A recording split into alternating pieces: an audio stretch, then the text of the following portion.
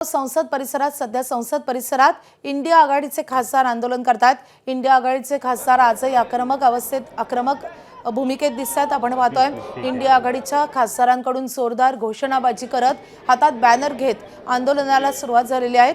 अमित शहांच्या विरोधात आज घोषणाबाजी केली जाते।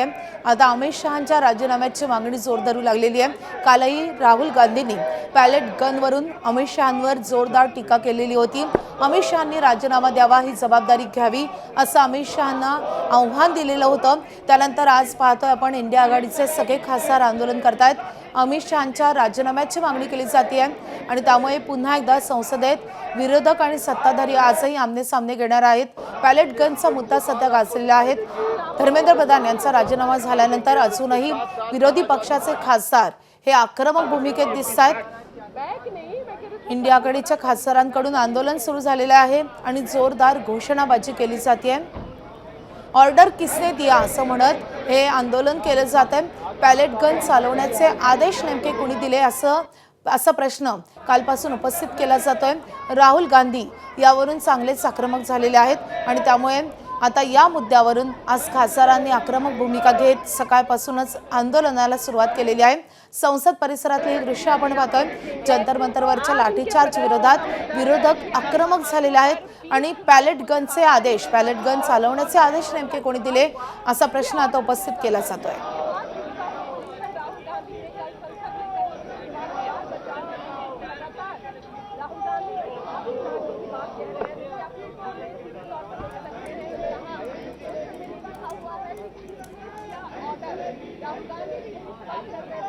संसदेच्या बाहेर ही निदर्शनं केली जात आहेत। जंतर मंतर आंदोलनादरम्यान तरुणांवर लाठीचार्ज आणि पॅलेट गन चालवण्याचे आदेश नेमके कोणी दिले असं म्हणत केंद्रीय गृहमंत्री अमित शहा यांच्यावर निशाणा साधला जातोय। देखिए ये बड़ी स्पष्ट बात है कि अगर कोई भी ऐसे बंदूक चलाता है, पैलेट गन के द्वारा किसी की इंजरी करता है, तो निश्चित रूप से ये अनुमति तो कोई देता है ना। हाँ, अगर कोई कहता है कि एसडीएम ने अनुमति दी, तो क्या हमारे गृह मंत्री ने कहा कि एसडीएम ने गलत किया? आज तक कोई बयान आया गृह मंत्री का? नहीं आया ना। क्यों है चुप गृह मंत्री? इससे साफ जाहिर है कि उनकी सहमति से ही ये हुआ है। अदरवाइज वो कहते कि एसडीएम ने गलत काम किया है।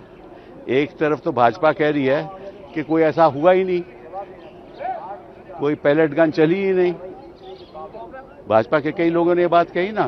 फिर जब साबित हो गया कि चली, जब राहुल गांधी ने दिखा दिया कि उनके मुखड़े पे, आंख में पैलेट गन है, बॉडी पे इंजरी है, तो इनको मानना पड़ा। और फिर गृह मंत्री चुप क्यों है?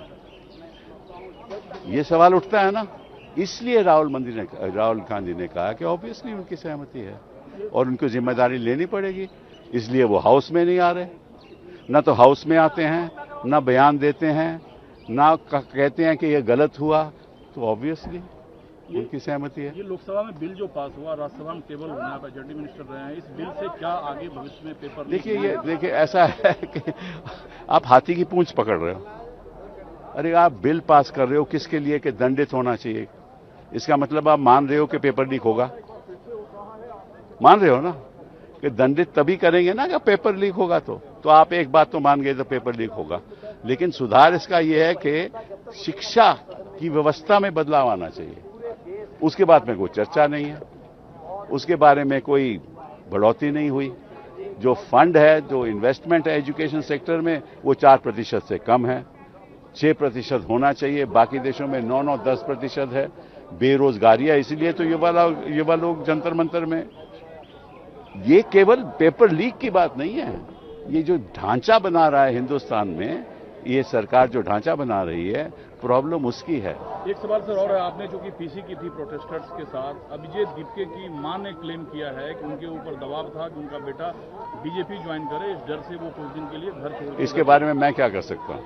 इसमें मैं तो नहीं चर्चा कर सकता। किसी ने कुछ कहा हो तो कहा हो। क्या अमित शाह